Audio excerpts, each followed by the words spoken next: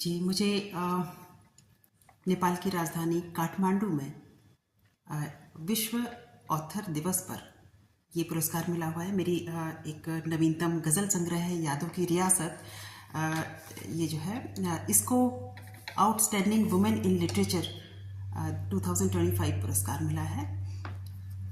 इससे पहले इस किताब को मॉरिशस स्थित विश्व हिंदी सचिवालय में वहाँ के राष्ट्रपति श्री धर्मवीर गोकुल GCSK जी द्वारा लॉन्च किया गया था और वहाँ इसे सम्मानित भी किया गया था। और अब ये नेपाल की राजधानी काठमांडू में विश्व ऑथर्स डे पर इसे पुरस्कृत किया गया है। आप साहित्य, सरकारी नौकरी छोड़कर आप साहित्य में कैसे आ गए? जी, मुझे बचपन से ही पढ़ने लिखने का बहुत शौक़ था, तो मैं बहुत किताबें पढ़ती थी और पढ़ते पढ़ते वो एक शौक़ डेवलप हो गया लिखने का भी, क्योंकि मन में इतनी सारी भावनाएं भर गई थी कि वो उन्हें अभिव्यक्त करने के लिए जो है वो कलम पकड़ी और फिर वो अभिव्यक्ति शब्दों में होने लगी। आगे का आपने क्या सोचा है? आगे बहुत काम करना है। अभी तक मैंने 7 किताबें मेरी प्रकाशित हो चुकी हैं। बहुत 4-5 किताबें अभी उन पर काम चल रहा है, प्रकाशन में भी है। तो आगे जो है मुझे जो मुद्दा बनाना है, जिस पर ज़्यादा काम करना है, वो है सामाजिक सरोकार और स्त्री विमर्श पर। तो इस पर तो मैं कर ही रही हूँ।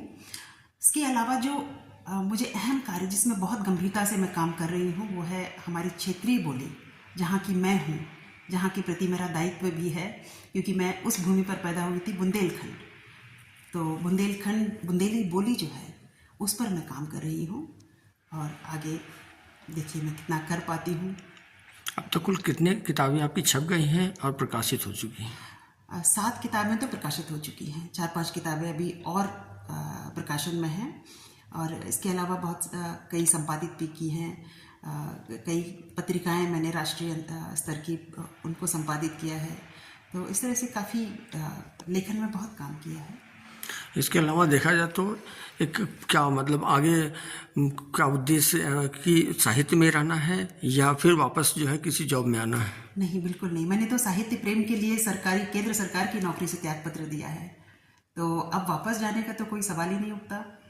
साहित्य के को ही लेकर आगे बढ़ना है और साहित्य में ही कुछ करना है जिससे मुझे आत्मसंतुष्टि। आपने किससे प्रेरणा लिया है कि साहित्य में आपको रहना है?